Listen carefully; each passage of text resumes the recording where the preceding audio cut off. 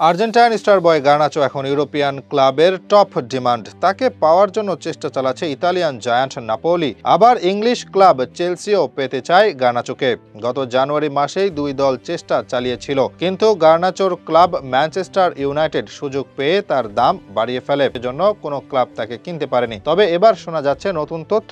আগামী ট্রান্সফার উইন্ডোর আগে গার্নাচোর মূল্য কমাতে রাজি হয়েছে ম্যানচেস্টার ইউনাইটেড। সেক্ষেত্রে গার্নাচোকে শীঘ্রই নতুন ক্লাবে দেখা যেতে পারে। নাপোলি এবং চেলসি আগে থেকে আগ্রহী ছিল এর সাথে নতুন করে যুক্ত হতে পারে কোনো ক্লাব, কারণ ম্যানচেস্টার ইউনাইটেডের তরুণ এই উইঙ্গার গোল্ডেন বয় হিসেবে পরিচিত। তার অসাধারণ গতি, ড্রিবলিং আর আগ্রাসীর খেলা ইতিমধ্যে নজর কেড়েছে ইউরোপের বড় বড় ক্লাবগুলোর। সেজন্য কয়েক মাস আগে দেখা গেছে ট্রান্সফার নাটক। এক পাশে ছিল ইংলিশ জায়ান্ট চেলসি, অন্য পাশে ছিল ইটালিয়ান চ্যাম্পিয়ন নাপোলি। দু দলের লক্ষ্য ছিল গার্নাচোকে পাওয়া। ম্যারাডোনার ক্লাব নাপোলি আগে থেকেই গার্নাচোর দিকে আগ্রহী। বর্তমানে তাদের ভালো ফরওয়ার্ড নেই, সেজন্য গার্নাচোকে পেতে চাচ্ছিল, কারণ তরুণ এই আর্জেন্টাইন একজন ভয়ডরহীন ফুটবলার, যিনি একাই ম্যাচের মোড় ঘুরিয়ে দিতে পারেন। সব মিলিয়ে কয়েক মাস আগে মোটা অঙ্কের প্রস্তাব দিয়েছিল নাপোলি, কিন্তু ম্যানচেস্টার ইউনাইটেড তাতে রাজি হয়নি। অন্যদিকে চেলসি ইংলিশ প্রিমিয়ার লিগের অন্যতম দামি ক্লাব। যে কোনো প্রতিভাবান খেলোয়াড়ের সন্ধান পেলে তারা দলে ভেড়ানোর চেষ্টা চালায়। গার্নাচোর বেলাতেও চেলসি বসে থাকেনি, কারণ চেলসির স্কোয়াডে গার্নাচো হবেন আদর্শ একজন উইঙ্গার, যার ইংলিশ প্রিমিয়ার লিগে খেলার অভিজ্ঞতা আছে,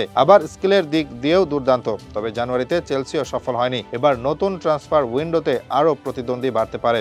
গার্নাচোর মতো একজন উইঙ্গার যে কোনো দলই পেতে চাইবে। আর্জেন্টিনার এই উদীয়মান তারকা বেড়ে উঠেছেন স্পেনের মাদ্রিদ শহরে। সেখানে অ্যাটলেটিকো মাদ্রিদের একাডেমিতে তার শুরুটা হয়েছিল। 15 বছর বয়সে ম্যানচেস্টার ইউনাইটেড তাকে দেখে চিনতে পেরেছিল। এরপর মাত্র 16 বছর বয়সে স্পেন ছেড়ে ম্যানচেস্টারে আসেন গার্নাচো। তার তারকা খ্যাতির শুরুটা 2022 সালে। সেবার ম্যানচেস্টার ইউনাইটেডের যুব দলের হয়ে অসাধারণ এক সিজন কাটিয়েছেন গার্নাচো। দলকে চ্যাম্পিয়ন করার পাশাপাশি নিজে করেছেন সর্বোচ্চ গোল কন্ট্রিবিউশন। এরপর 2023 থেকে ম্যানচেস্টার ইউনাইটেডের মূল দলে খেলছেন গার্নাচো। এখানেও তার পারফরমেন্স দুর্দান্ত। গত 2 বছর ধরে তিনি ক্লাবের স্কোয়াডে নিয়মিত গোল অ্যাসিস্টের পাশাপাশি অসাধারণ অবদান রাখছেন দলের জন্য। এমন পারফরমেন্সের পুরস্কার হিসেবে ইতিমধ্যে আর্জেন্টিনা জাতীয় দলেও ডাক পেয়েছেন। যদিও আলেহান্দ্রো গার্নাচো চাইলে স্পেনের হয়ে খেলতে পারতেন, কারণ তার জন্ম হয়েছে মাদ্রিদে, সেই সূত্রে তিনি স্পেনের নাগরিক। তবে মা আর্জেন্টাইন হবার কারণে গার্নাচো এখন আর্জেন্টিনার খেলোয়াড়। যদিও স্পেন তাকে অনেকটাই নিজেদের করে নিয়ে নিচ্ছিল। অনূর্ধ্ব 18 পর্যায়ে স্পেনের হয়ে খেলেছিল গার্নাচো। পরে অবশ্য আর্জেন্টিনা তাকে বুঝে নিয়েছে।